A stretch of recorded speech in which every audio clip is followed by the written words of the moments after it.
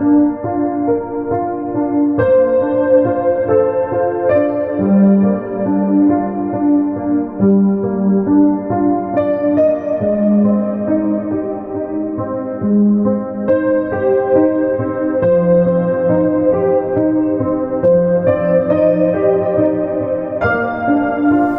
क्रमांक 11 मत्ती का सुसमाचार अध्याय 7 वचन 21 से लेकर 23 तक मैं पढ़ रहा हूं, ध्यान से सुनिए।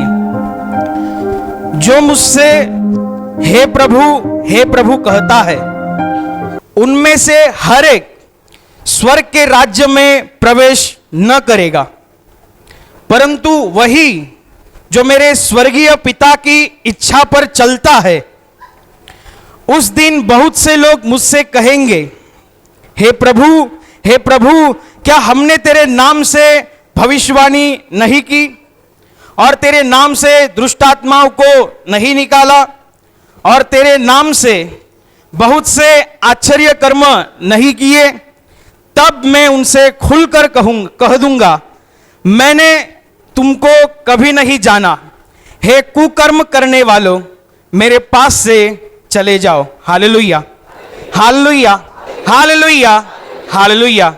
देखिए, यीशु मसीह जब इस संसार में मनुष्य रूप धारण कर कर आया, तब उसने समस्त मनुष्य जातियों के सामने परमेश्वर की रहस्य भरी बातें लोगों के सामने प्रकट की, परमेश्वर के भेद लोगों के सामने प्रकट किए। परमेश्वर की मनुष्य के प्रति जो योजनाएं हैं, उन योजनाओं को यीशु मसीह ने इस संसार में प्रकट किया। और जब ये योजनाएं प्रभु यीशु मसीह बता रहा था, तब उसमें यह भी एक योजना है कि तब के दिन, यानी कि न्याय के दिन क्या होगा, कैसे होगा, उस बारे में कुछ बता रहा है। यह प्रवचन यीशु मसीह ने पहाड़ी पर किया था, पहाड़ी का उपदेश। उसमें यीशु मसीह ने यह बात बताई है कि जो स्वर्ग में लेने वाला परमेश्वर है, वे खुद बता रहा है कि किन लोगों का स्वर्ग में प्रवेश होगा और किन लोगों का स्वर्ग में प्रवेश नहीं होगा। उस विषय में यीशु मसीह बता रहा है। यीशु मसीह कह रहा है कि जो मुझे प्रभु जी कहते हैं, वे लोग स्वर्ग के राज्य में प्रवेश नहीं करेंगे। मतलब हर एक जन स्वर्ग के राज्य में प्रवेश नहीं करेगा। तो जो कोई मेरे पिता की इच्छा के अनुसार, यानी कि स्वर्गीय पिता की इच्छा के अनुसार जो अपना जीवन क्रम बिताते हैं, जो अपना जीवन व्यतीत करते हैं, जो परमेश्वर के वचनों को मानते हैं, जो परमेश्वर के वचनों पर चलते हैं, वे लोग स्वर्ग के राज्य में प्रवेश करेंगे।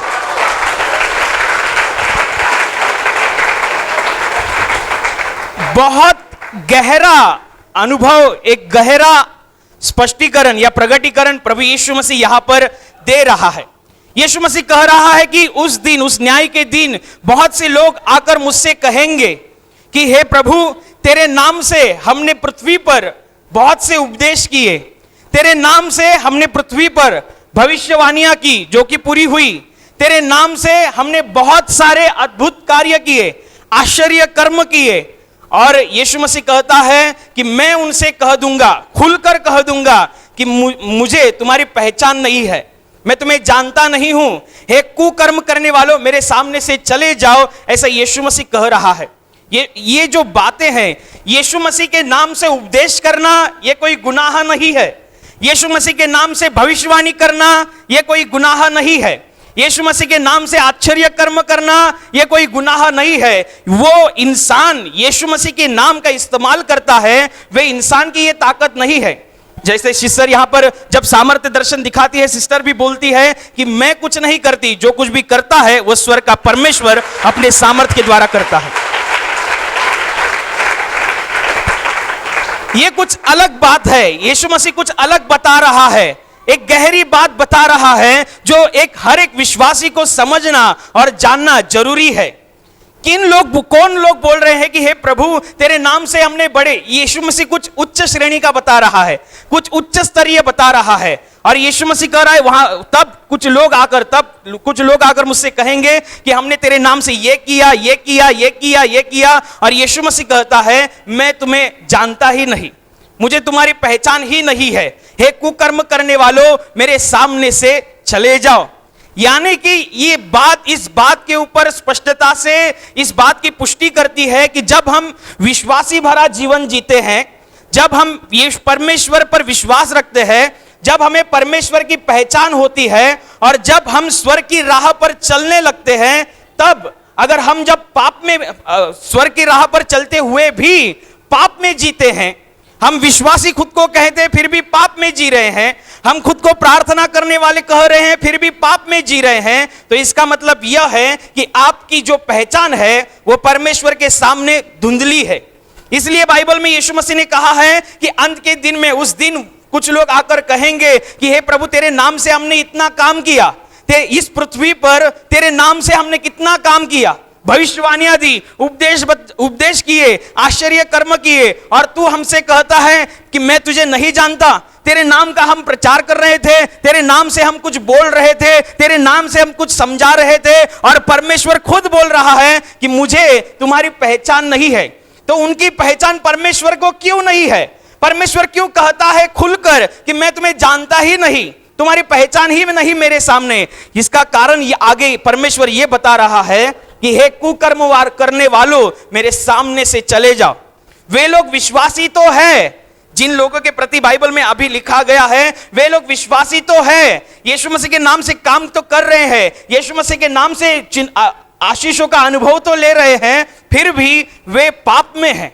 जब हम पाप में रहते हैं, हम खुद को विश्वासी कहते हैं और फिर भी हम पाप में रहते हैं, गलत कामों में रहते हैं, कुकर्म में रहते हैं, अंधकार के कामों में रहते हैं, और फिर भी मुंह से हे प्रभु हे प्रभु हे प्रभु बोलते हैं, तो परमेश्वर यो कहता है तुम्हारा हे प्रभु मैं पहचानता ही नहीं हूं, मैं तुम्हें पहचानता ही नहीं हूं, मैं तुम्हें जानता ही नहीं हूं। क्योंकि पाप हमेशा एक विश्वासी इंसान की पहचान को धुंधला बना देता है।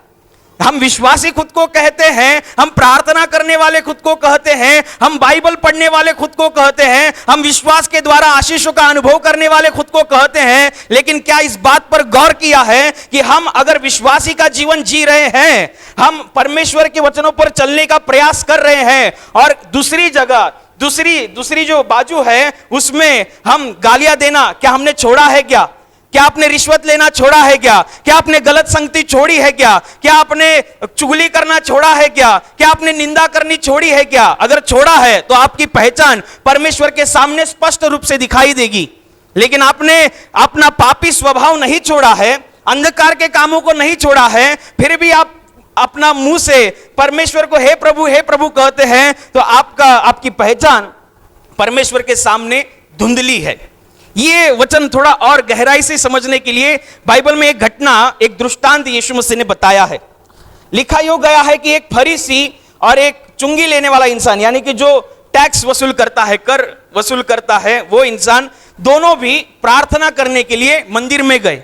अभी फरीसी जो लोग होते हैं, वे फरीसी लोग एक ऐसा समूह है, एक ऐसा गठ है, जो लोग परमेश्वर के पुराने नियमों को, जो परमेश्वर ने मूसा के द्वारा जो आज्ञाएं दी है, पुराना नियम जो इजराइल के लोगों के लिए था, वे पुराने नियम को जो पूरी कट्टरता से अपने जीवन में उतारते हैं या पूरी कट्टरता से उसका पालन करते हैं, उन लोगों को फरीसी ऐसा कहा गया है। तो ऐसा एक फरीसी प्रार्थना करने के लिए मंदिर में गया। बाइबल में उसकी प्रार्थना के विषय में यीशु मसीह ने कहा है, उसने कहा कि उसने ऐसी प्रार्थना की है, प्रभु मैं तुझे धन्यवाद देता हूं कि मैं अंधकार के काम करने वालों में से नहीं हूं। अच्छी बात है, वो अच्छा बोल रहा है कि मैं अंधकार के काम करने वालों में से नहीं हूं, मैं अन्यायी नहीं हूं, मैं व्याभिचारी नहीं हूं, मैं पापी नहीं हूं, और जो मेरे पीछे खड़ा है चुंगी लेने वाला, टैक्स लेने वाला, जबरन पैसा लेने वाला, उसके जैसा भी मैं नहीं हूं, इसलिए तुझे धन्यवाद देता हूं। अच्छी प्रार्थना है। वो परमेश्वर को धन्यवाद दे रहा है। किस लिए धन्यवाद दे रहा है? कि वो अन्यायी नहीं है, इसलिए वो धन्यवाद दे रहा है। वो अधर्मी नहीं है, इसलिए वो धन्यवाद दे रहा है। वो बोल रहा है मैं धन्यवाद देता हूं, और ये जो पीछे खड़ा है, मेरे पीछे जो चुंगी लेने वाला इंसान जो प्रार्थना करने के लिए अभी आया है, उसके जैसा भी मैं नहीं हूं, इसलिए मैं तुझे धन्यवाद देता हूं। मैं सप्ताह में 2 बार उपवास रखता हूं तेरे लिए, सप्ताह में 2 बार उपवास रखता हूं, और जो कुछ भी मुझे मिलता है, जो कुछ भी मेरी इनकम है, जो कुछ भी मेरी कमाई है, उस कमाई में से 10% मैं तुझे देना कभी नहीं भूलता। ऐसे उसने प्रार्थना की। बाद में यीशु मसीह कहता है कि उसके बाद चुंगी लेने वाले ने भी प्रार्थना की, लेकिन चुंगी लेने वाला मंदिर में सामने खड़ा नहीं हुआ, वो तो पीछे कहीं खड़ा था और अपना अपना मुंह स्वर्ग की ओर न देखते हुए जमीन की तरफ देखकर अपनी छाती पीटकर कह रहा था, हे परमेश्वर, मुझ पापी पर दया कर।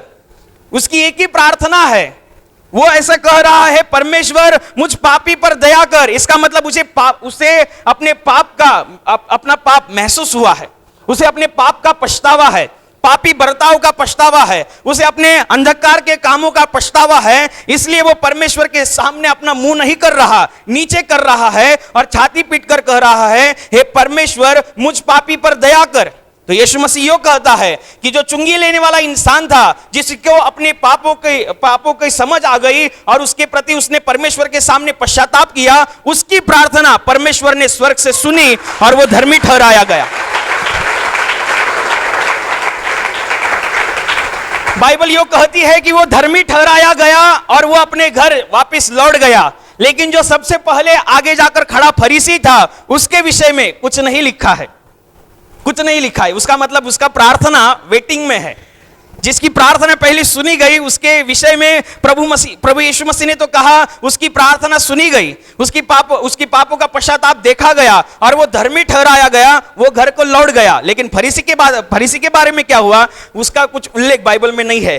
तो इसका मतलब ये नहीं कि वो सप्ताह में 2 बार उपवास करता है तो गुनाह करता है। इसका मतलब ये नहीं कि वो अपनी कमाई का दशांश परमेश्वर को देता है, इसका मतलब वो गुनाह करता है। इसका मतलब ये नहीं कि उसने अधर्म के काम छोड़े हैं, इसका मतलब वो उसका गुनाह है। वो परमेश्वर को धन्यवाद तो दे रहा है, परमेश्वर पर उसने विश्वास तो रखा है, लेकिन दूसरी जगह वो दूसरों को नीचा दिखाना छोड़ता नहीं है, वो दूसरों को कम आंकना छोड़ता नहीं है।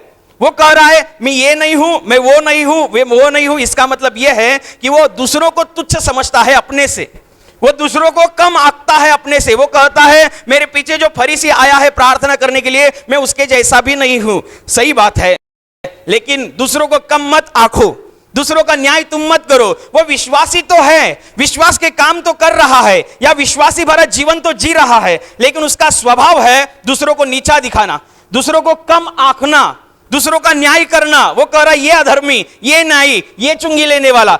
न्याय करना अपना काम नहीं, क्योंकि न्याय करने वाला इस धरती पर एक ही है, संसार में एक ही है, परमेश्वर। पापों के कारण हमारी पहचान परमेश्वर के सामने धुंधली बन जाती है। ये वचन उन लोगों के लिए है जिन लोगों को ये इस बात की पूरा विश्वास हो चुका है कि प्रभु यीशु मसीह के द्वारा हम स्वर्ग तक पहुंच सकते हैं, जिनको इस बात की पूरी गारंटी है, पूरा विश्वास है कि प्रभु यीशु मसीह ही ऐसा इकलौता रास्ता है जिसके अंदर से जाएंगे तो सीधा परमेश्वर की बाहों में, परमेश्वर की नजरों के सामने रहेंगे। ये वचन उन लोगों के लिए है कि आपको परमेश्वर की सामर्थ, आपने परमेश्वर के सामर्थ को पहचाना है, आपने परमेश्वर के शब्दों को जाना है, आप परमेश्वर के कार्य करने के तरीके को जानते हैं, आप परमेश्वर के अद्भुत कामों को जानते हैं। आपका विश्वास है इस संसार में अगर किसी से नहीं हो सकता तो कोई है जो असंभव को भी संभव बनाने की ताकत रखता है, वह परमेश्वर है। हमारा विश्वास हो चुका है, हम यीशु मसीह के पास आते हैं, हम गवाहियों को सुनते हैं, हमारा विश्वास होता है कि एक दिन इसकी गवाही जैसे बनी है, इसने जैसे गवाही का अनुभव किया है, एक दिन मेरा भी आएगा, मैं भी गवाही का अनुभव करूंगा और मैं भी एक दिन गवाही दूंगा। विश्वास से हम जीते हैं, हम विश्वासी लोग हैं, विश्वास है, लेकिन विश्वासी होने के बावजूद हम हमारा अंधकार के काम छोड़ने चाहिए। बहुत से लोग विश्वासी तो होते हैं, मुंह से कहते हैं कि हमारा परमेश्वर पर विश्वास है, हम परमेश्वर पर विश्वास करते हैं, लेकिन अपने पापी मार्गों को छोड़ा है क्या? आपने अपनी बुरी संगति को छोड़ा है क्या? आपने अपने गलत कामों को छोड़ा है क्या? आपने अंधकार के काम को छोड़ा है क्या? अगर आपने छोड़ा है तो आप सही रीति से परमेश्वर के सामने आपकी पहचान है। अगर आप विश्वासी है फिर भी पाप में है तो इसका मतलब आपकी जो पहचान है वो परमेश्वर के सामने धुंधली बन जाती है, आपकी धार्मिकता परमेश्वर के सामने धुंधली बन जाती है। तब आप परमेश्वर से ये नहीं कह सकते कि हम रोज रविवार का प्रार्थना में जाते थे, परमेश्वर कहेगा फिर भी तूने निंदा करना नहीं छोड़ा था। आप कहेंगे कि मैं घर में 1 घंटा प्रार्थना करता था, परमेश्वर कहेगा हाँ तू गलत संगति नहीं छोड़ी थी, तूने चोरी करना नहीं छोड़ा था, तूने गाली देना नहीं छोड़ा था, तूने गलत बातें करना नहीं छोड़ा था।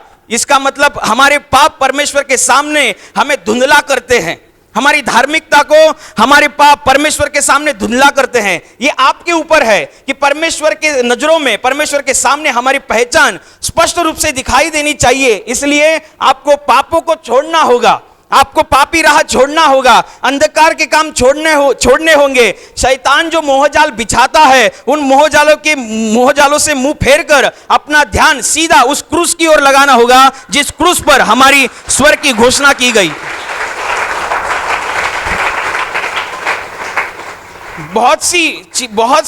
बहुत विश्वासी जन होते हैं जो विश्वास है, नाम से भी मसीही कहलाते हैं, नाम भी मसीही रहता है, लेकिन उनके कामों को देखा जाए तो गड़बड़ है। परमेश्वर के सामने हमारी पहचान स्पष्ट रूप से होनी चाहिए।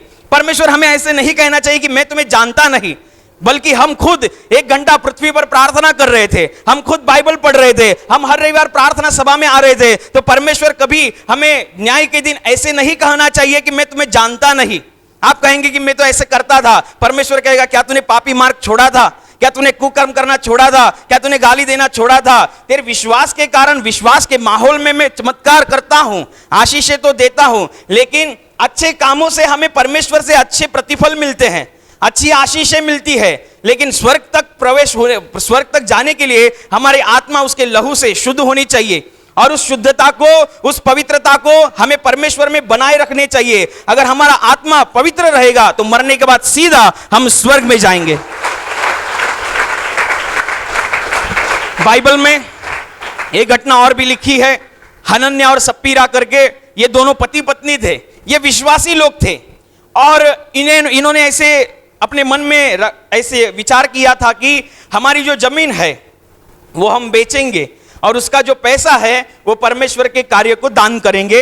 ये बाइबल की घटना में बता रहा हूं। हनन्याह और सप्पीरा वो जमीन बेचते हैं, रकम उनके हाथ में आती है, तो उसकी पत्नी सप्पीरा हनन्याह अपने पति से कह उठती है कि इसमें से कुछ आधा हम रख लेते हैं, आधा दे डालते हैं परमेश्वर के प्रेरितों को, परमेश्वर का कार्य आगे बढ़ने के लिए आधा हम दे देंगे, शायद वो रकम ज्यादा होगी। इसलिए वो जो औरत थी, उसकी जो पत्नी थी, वो भरमा गई, शैतान ने उसे भरमाया और उसने अपने पति से कहा रकम है तो उसमें से कुछ रखेंगे और बाकी का कुछ दे देंगे। ये लोग विश्वासी थे, और बाइबल यो कहती है कि वो लोग पतरस के सामने, यीशु मसीह का प्रमुख चेला पतरस, उसके पास वे जो बचे कुचे पैसे थे उनमें से आधा निकालकर आधा परमेश्वर के दान के लिए देने जा रहे थे, वो लेकर जाते हैं। तो यीशु मसीह का प्रमुख चेला पतरस कह उठता है कि या इतने में ही जमीन बेची गई थी, क्योंकि उन्होंने उस रकम में से कुछ आधा निकाला हुआ था। उन्होंने पहले तो ऐसे मन में ठाना था कि हम जमीन बेचकर परमेश्वर के कार्य को दान करेंगे, लेकिन जब रकम हाथ में आई तो उस रकम में से आधा अपने पास रख दिया, आधा दे देंगे। उसको क्या समझता है? जिसको हम दान देने जा रहे हैं वो पतरस है, पतरस जो परमेश्वर का कार्य कर रहा है, उसको क्या समझता है? दे देंगे हम, ऐसे भी देना है वैसे भी देना है। लेकिन पतरस, यीशु मसीह का प्रमुख चेला जो पवित्र आत्मा से भरा, पवित्र आत्मा उससे अंदर से बोलता है, इसे पूछ क्या इतने में ही जमीन बेची गई थी? वो कहता है हाँ, इतने में ही बेची गई थी, क्योंकि उसने अपनी बीवी का सुना था, पत्नी का सुना था। क्या इतने में जमीन बेची गई थी? वो कहता है हाँ, इतने में ही बेची गई थी। तो पतरस कह उठता है, तुमने परमेश्वर से धोखा करने का अपने मन में कैसे ठान लिया? जब तक वो थी तब तक तुम्हारी थी, और बेची गई तो तुम्हारे वश में नहीं थी क्या? इसका मतलब यह है, जब जमीन बेची नहीं थी तब उसके कागजात उसके नाम पर थे, इसका मतलब वो जमीन उसकी ही थी, वो उस जमीन का मालिक था। लेकिन जब जमीन बेची गई और जब रकम हाथ में आई तो इसका मतलब वो रकम, मतलब 1 एकड़ अगर जमीन होगी तो 1 एकड़ जमीन उस मनुष्य के हाथ में 1 एकड़ जमीन नहीं आ सकती, लेकिन 1 एकड़ जमीन बेचने के बाद जितने पैसे आ सकते हैं उतने सारे के सारे पैसे उसके एक हाथ में समा सकते हैं। मतलब जब तक तुमने बेची नहीं थी तब तक वो तुम्हारी थी, और जब तुमने बेच दी तो वो तुम्हारे वश में नहीं थी क्या? पूरे वश में थी, पूरे पैसे तुम्हारे हाथ में थे। अगर तुम चाहते तो तुम नहीं दे सकते थे, तुम नहीं, परमेश्वर जबरदस्ती नहीं करता। अगर तुम्हें ऐसे लगता था कि मुझे जरूरत है तो तुम अपने पास ही रखने चाहिए थे। परमेश्वर से धोखाबाजी नहीं करना। मन में एक रखा है कि हम परमेश्वर को देंगे, बाद में बहुत रकम देखकर वो भरमा जाते हैं, आधा रखते हैं, आधा दे देते हैं। विश्वासी होने के बावजूद भी एक बहुत बड़ा नुकसान उन दोनों पति पत्नियों को उठाना पड़ा।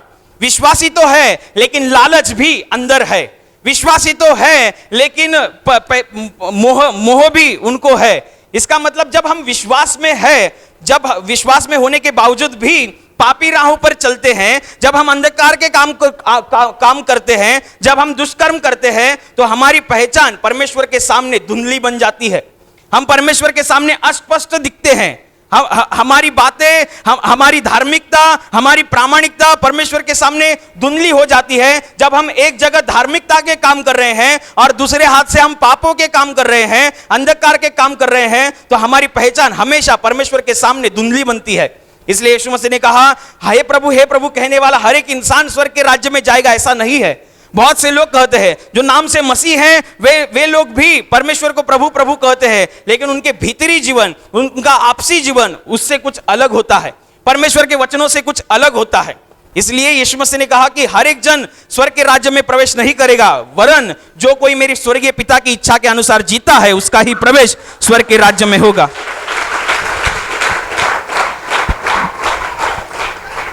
हाँ, पाप हमेशा हमें परमेश्वर के सामने धुंधली, यह आपके ऊपर है।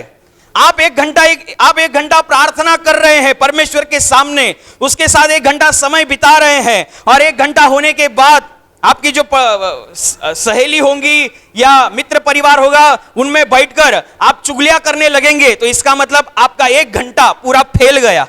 क्यों? क्योंकि आपके पाप आपकी धार्मिकता को अस्पष्ट रखती है।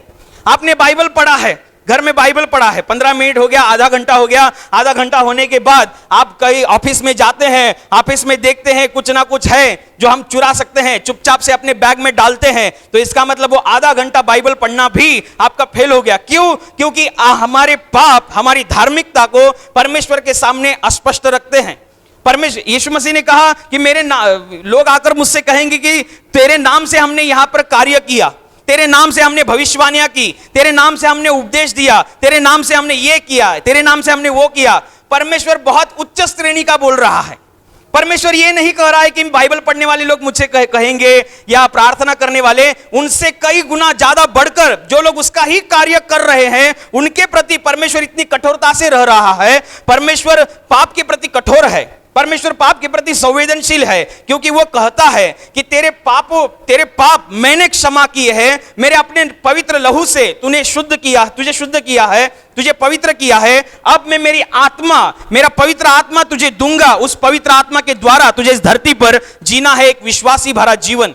जब हम उस पवित्र आत्मा के द्वारा परमेश्वर की संगति में जीते हैं, तब हम परमेश्वर की इच्छा में बने रहते हैं, परमेश्वर के वचनों में बने रहते हैं, और जो इंसान परमेश्वर के वचनों में बना रहता है वो सीधा स्वर्ग के राज्य में परमेश्वर की ओर जाता है। विश्वासी आपके ऊपर है कि हमें विश्वासी, मेरा जो आपको अपने हृदय में ठानना है, आपको इस बात को मानना है कि मैंने तो विश्वास किया है, मैं कुकर्म नहीं करूंगा, मैं अधर्म के काम नहीं करूंगा, मैं शैतान की बातों को नहीं सुनूंगा, मैं ऐसी कोई भी चीज नहीं करूंगा जिससे कि मेरा प्रभु मुझे ये कहे कि मैं तुझे जानता नहीं, जिससे कि मेरी पहचान परमेश्वर के सामने अस्पष्ट हो। ऐसा मैं कुछ नहीं करूंगा। धुंधला हम परमेश्वर के सामने, हमें धुंधला नहीं दिखना है, स्पष्टता से दिखना है, ताकि परमेश्वर पर हम पर गर्व हो। बाइबल में पुराने नियम में इयोब नाम का एक इंसान है, उस इयोब नाम के इंसान के विषय में खुद परम प्रधान परमेश्वर अपने मुंह से गवाही देता है। एक इंसान के प्रति, जो इंसान मिट्टी से बनाया गया है, जो इंसान मरने के बाद जिसका शरीर मिट्टी में जाने वाला है, उस इंसान के प्रति खुद परम प्रधान परमेश्वर गवाही देता है। अगर आपके पास बाइबल है तो पुराने नियम में इयोब की किताब है, उस किताब में पढ़ेंगे तो परमेश्वर उसकी प्रति गवाही देता है। परमेश्वर को उसके प्रति लगाव है, परमेश्वर को उसके प्रति प्रेम भाव है, परमेश्वर को उसके प्रति गर्व है। वो कहता है इसके जैसा कोई धर्मी इंसान इस धरती पर नहीं, क्योंकि ये मैं जैसे चाहता हूं वैसे ये जीता है, पापों से 4 हाथ दूर रहता है, इसको मतलब मुझे जो चाहिए वही वो करता है, मेरी इच्छाओं को पूरा करता है। ऐसा जीवन हमारा होना चाहिए। हम विश्वासी है, हम विश्वासी के नाते परमेश्वर को हमारे ऊपर गर्व होना चाहिए, ताकि परमेश्वर जब शैतान हमारे जीवन में आना चाहे तो परमेश्वर भी ये कह उठे कि ये मेरा सच्चा पुत्र है, ये मेरी सच्ची कन्या है, इसे छूना नहीं। इसलिए जो कुछ भी आपके जीवन में है, जो कुछ भी अंधकार के काम, पापों के काम, दुष्कर्म, कुकर्म, जो कुछ भी है उसे निकाल दो। झूठ बोलना अभी तक आपने छोड़ा नहीं है, विश्वासी है फिर भी कभी कभार झूठ बोलते हैं, वो पूरा छोड़ दो। विश्वासी है फिर भी गलत संगतियों में जाकर बैठते हैं, छोड़ दो। विश्वासी है फिर भी चुगलियां करना नहीं छोड़ा है, छोड़ दो।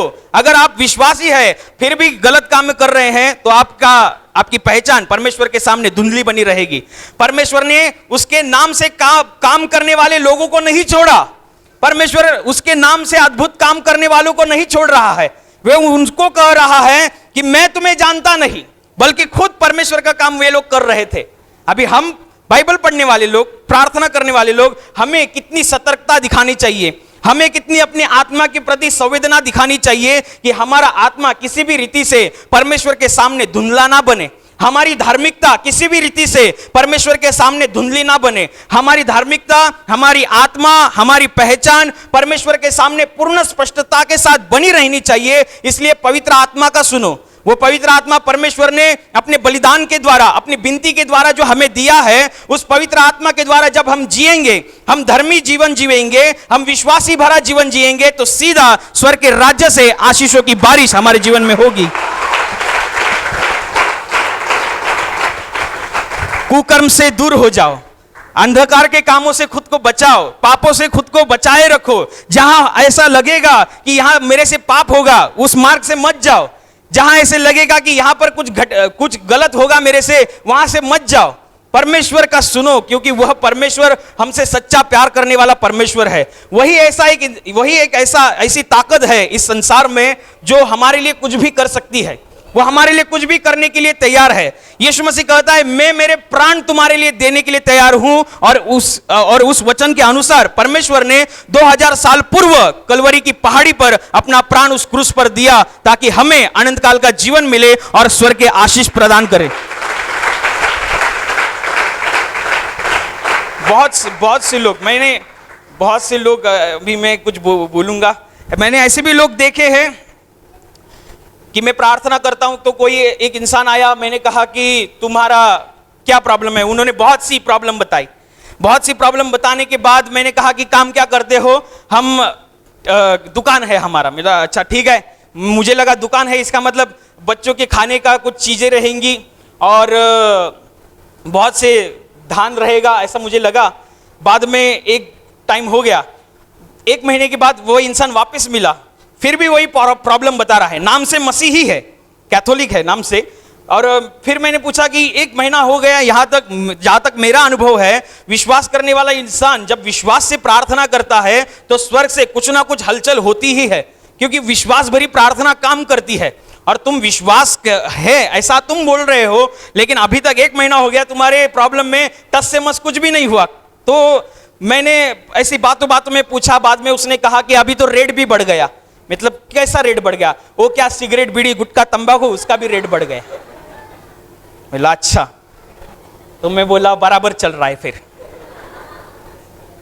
नाम से मसीह है, हम प्रभु पर विश्वास करने वाले लोग हैं, ऐसा है।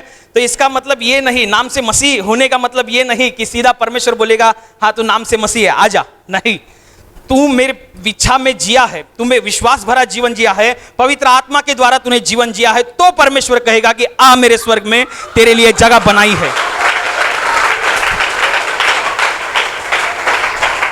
हे प्रभु कहने वाले हर एक मनुष्य का प्रवेश स्वर्ग में नहीं होगा, वरन जो कोई मेरी स्वर्गीय पिता की इच्छा के अनुसार, उसके वचनों के अनुसार, उसकी आज्ञाओं के अनुसार जीता है, उसका ही होता है। वही इंसान स्वर्ग में प्रवेश करेगा। हमें परमेश्वर के सामने, आप अपने मन में, क्योंकि आप दूसरों को फंसा सकते हो लेकिन अपने आप को नहीं फंसा सकते। आपको मालूम है आप कितनी बार झूठ बोलते हैं, आपको मालूम है आप कितनी बार चुगलियां करते हैं, आपको मालूम है आप कितनी बार निंदा करते हैं। ये कोई आकर आपको बताने की जरूरत नहीं, आपकी खुद की आत्मा आपको खुद इस बात के बारे में गवाही देगी। हाँ तू बोलता है कभी कभी, हाँ तू बोलता है झूठ कभी कभी, तेरा फायदा दिख गया तो तू बोलता है, तुझे कुछ चुगलियां करने को चांस मिला तो तू और ज्यादा बोलता है, निंदा करने को मिला और ज्यादा निंदा करता है। ये जो कुछ भी गलत काम है वो सब छोड़ दो, ताकि जितने हम गलत काम छोड़ते हैं और परमेश्वर में विश्वासी भरा जीवन जीते हैं तो हमारी पहचान परमेश्वर के सामने स्पष्ट हो जाती है, और स्पष्ट पहचान वाला इंसान परमेश्वर के राज्य से स्वर्ग की आशीषों को प्राप्त कर लेता है।